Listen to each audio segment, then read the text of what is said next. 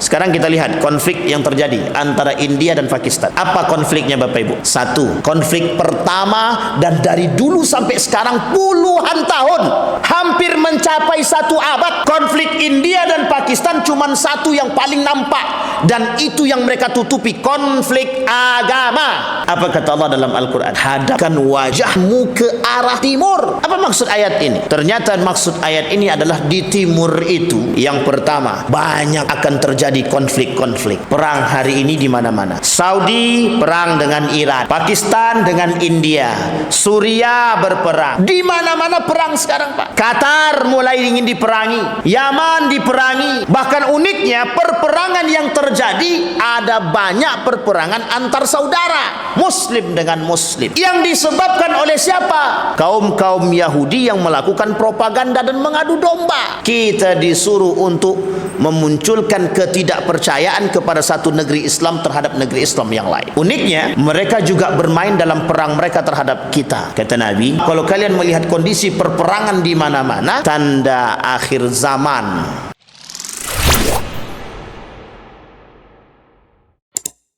Tanda, kata Ustaz Adi Hidayat, tanda kiamat yang kelima itu, ini yang paling unik. Zaharal ghazawat, kata Nabi. Kalau kalian melihat perkembangan perperangan di sana sini, itu tanda hari kiamat sudah mulai dekat. Salah satu tanda atau karakter daripada akhir zaman, banyaknya perperangan di mana-mana. Kita lihat. Saya mau tanya sama Bapak Ibu. Ini kan berita sangat hangat di mana-mana. Bapak Ibu pernah dengar ketika Bashar Assad ditaklukkan, dikudeta? Tahu Bapak Ibu? Sekarang saya tanya Bapak Ibu, apa kejahatan yang dilakukan oleh Bashar Assad? Bapak Ibu, apa kejahatannya yang dilakukan oleh dinasti Bashar Assad? Saya sampaikan kepada Bapak Ibu, satu keburukan yang sangat buruk yang dimiliki oleh Bashar Assad dan ayahnya dan Assad. Wajib militer bagi anak muda Suriah ketika itu haram sholat. Mereka wajib militer, tapi kalau sudah masuk wajib militer tidak perlu sholat. Sampai di sini paham Bapak Ibu? Jadi tidak salah kalau Bapak Ibu berpikir bahwa Bashar Assad ini entah Islam atau bukan. Sebagian golongan mengatakan dia bukan Muslim itu, tapi sebagian mengatakan Syiah. Yang paling kuat tuduhan pada poin yang kedua, Syiah tapi memang tidak pernah tunduk dengan nilai-nilai agama. Itu yang pertama. Apa kerusakan yang dilakukan oleh Bashar Assad yang lain, sehingga mereka, orang-orang yang di Suriah begitu tidak suka dengan dia selama 50 tahun, setengah abad kepemimpinan mereka? Persoalan agama. Persoalan agama. Saya tanya, itu perang saudara atau bukan? Perang saudara antar siapa dengan siapa? Muslim dengan Muslim.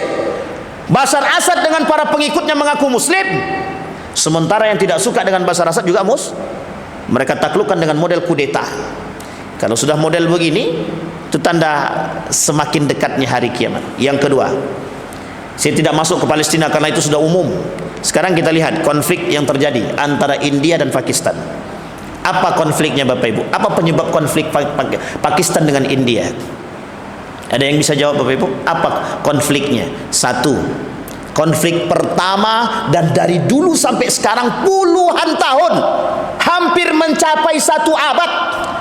Konflik India dan Pakistan cuma satu yang paling nampak, dan itu yang mereka tutupi, konflik agama.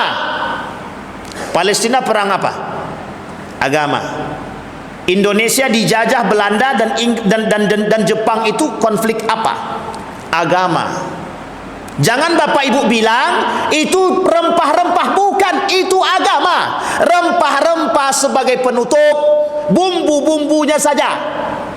Dua poin yang mereka harapkan dari negara kita, emas dan agama. Palestina, agama. Pakistan, agama.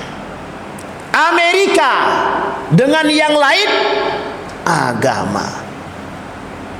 Hitler, agama. Semua persoalan hari ini itu perangnya perang agama, ditutupi dengan konflik satu, kepentingan politik. Yang kedua, ekonomi. Negara-negara timur, konflik yang terjadi satu penyebabnya, selain daripada konflik agama, yang mereka bumbukan dengan konflik ekonomi, persoalan minyak dan persoalan emas. Sampai di sini paham Bapak Ibu? Apa kata Allah dalam Al-Quran? Hadapkan wajahmu ke arah timur. Apa maksud ayat ini? Ternyata maksud ayat ini adalah di timur itu, yang pertama, banyak akan terjadi konflik-konflik. Ada negara yang didoakan oleh Nabi, Syam dan Yaman. Itu masuk dalam doa Nabi, Allahumma barik, ya Allah berkahi untuk negara Syam dan Yaman. Indonesia tidak masuk. Indonesia tidak masuk. Kenapa? Karena orang-orang Yaman yang ada di Indonesia diusir. Nah, ini konflik. Tadi pagi ada yang bertanya, bagaimana pendapat Ustaz tentang Ba'alawi? Saya bilang mencapekkan badan saja sebenarnya itu. Kalau abang tidak tahu, tidak usah ikut komentar, saya bilang itu. Apalagi persoalan Ba'alawi ini. Kalau memang ternyata mereka betul keturunan Nabi, kita caci maki. Jangan pernah bermimpi masuk surga. Kalau betul mereka keturunan Nabi dan kita mencaci maki, jangan pernah bermimpi masuk surga. Orang yang mencaci maki keturunan Nabi, mereka telah mencaci maki Nabi. Coba bayangkan, Wahsy saja tidak ditegur sama Nabi. Untung dia sudah bersyahadat masuk Islam dan Nabi memaafkannya. Yang kedua, kalau mereka berdusta atas nama Nabi, mereka sudah membuat tempat khusus di neraka. Man kazzaba alayya muta'ammidan falyatabawa maq'adahu minan nar. Orang yang berdusta atas namaku, kata Nabi, baik mengaku keturunanku, mengaku ada perkataan-perkataanku yang aku tidak pernah berkata, mereka katakan itu hadis tapi ini bukan hadis. Orang yang berdusta atas namaku, kata Nabi, bersiaplah, mereka telah membuat tempat di neraka khusus untuk mereka. Jadi Bapak Ibu, ini persoalan selesai. Yang menjadi tidak selesainya adalah konflik ini dibesar-besarkan. Bapak Ibu boleh lihat, seharusnya orang yang di daerah-daerah tidak pernah mengenal konflik-konflik itu, tapi karena ada YouTube, ada berita, media yang sifatnya online bukan cetak, mereka sudah mendengar dengan cepat, bisa mengakses. Uniknya ketika akses berita tersebut bukan dengan iman, tapi cukup dengan akal, tapi tanpa dorongan iman, yang terjadi apa? Nafsu yang berbicara. Ketika dia suka dia bantu, kalau dia tak suka dia caci. Itu yang terjadi sekarang. Kembali kepada poin tadi Bapak Ibu. Perang hari ini di mana-mana. Saudi perang dengan Iran, Pakistan dengan India, Suria berperang. Di mana-mana perang sekarang, Pak. Qatar mulai ingin diperangi, Yaman diperangi. Bahkan uniknya, perperangan yang terjadi, ada banyak perperangan antar saudara, Muslim dengan Muslim. Yang disebabkan oleh siapa? Kaum-kaum Yahudi yang melakukan propaganda dan mengadu domba. Kita disuruh untuk memunculkan ketidakpercayaan kepada satu negeri Islam terhadap negeri Islam yang lain. Uniknya, mereka juga bermain dalam perang mereka terhadap kita. Kata Nabi, kalau kalian melihat kondisi akhir zaman dan kalau kalian melihat kondisi perperangan di mana-mana, tanda akhir zaman. Bahkan Nabi itu kenapa disebut sebagai Nabi akhir zaman? Karena Nabi tidak ada lahir lagi selain dari Nabi tersebut. Satu. Yang kedua, karena Nabi membawa risalah tentang akhir zaman. Apa risalah akhir zaman? Yang kita pelajari dari kemarin sampai hari ini. Semua perkataan Nabi, pertanyaan saya, apakah semua perkataan Nabi itu terbukti? Terbukti apa tidak? Yang tidak mengatakan tidak terbukti angkat tangan. Berarti masih diragukan keimanannya kan? Terbukti, sangat terbukti. Dari yang pertama, ilmu dicabut, orang-orang cerdas, orang-orang alim yang betul-betul alim susah kita akses. Yang banyak kita temukan para khutbah, penceramah-penceramah, tapi tidak beriman dan berilmu. Satu. Yang kedua, Apa yang kita temukan? Orang-orang yang melakukan kekejian, kemungkaran di mana-mana tanpa rasa malu, kita temukan. Minum khamar, zudi, zina dan lain sebagainya, kita temukan. Yang ketiga, waktu yang semakin terasa dekat, kita rasakan. Tidak ada satupun yang tidak terbukti perkataan baginda Nabi Muhammad sallallahu alaihi wasallam. Pertanyaannya, kata Ustaz Adi Hidayat, di mana posisi Anda? Bagaimana sikap kita sebagai orang muslim dan mukmin? Dan apa yang harus kita lakukan? Di mana kita memposisikan diri? Jangan tanya kapan datangnya hari kiamat. Jangan tanya seperti apa bentuknya. Allah sudah sampaikan. Kalau hari kiamat yang besar itu datang, tanda kiamat besar datang, kiamat sudah terasa semakin dekat. Dan model gelombangnya sudah kita rasakan. Lampu tak berguna, semua tidak ada manfaat. Termasuk orang beriman tidak bermanfaat keimanan mereka ketika mereka berada di akhir zaman. Bayangkan Pak, ketika hari kiamat sudah mulai dekat, terjadi tanda 10 tanda kiamat besar, apa kata Nabi? Tidak bermanfaat keimanan seseorang. Aswa'ul qaum, seburuk-buruknya kaum yang bertemu dengan hari kiamat. Na'udzubillahi thumma na'udzubillah. Sekarang kita kembalikan poin yang tadi. Kata Ustaz Adi Hidayat, apa yang harus kita lakukan? Beliau kutip dari satu pernyataan, qu anfusakum wa ahlikum nara. Ada ayat yang kedua yang beliau katakan, inna salata tanha 'anil fahsya'i wal munkar. Kata Ustaz Adi Hidayat, salat mencegah perbuatan keji dan munkar. Bahkan dalam riwayat yang lain yang pernah kita bacakan sebelum Ramadan, kita sampaikan. Apa yang kita sampaikan?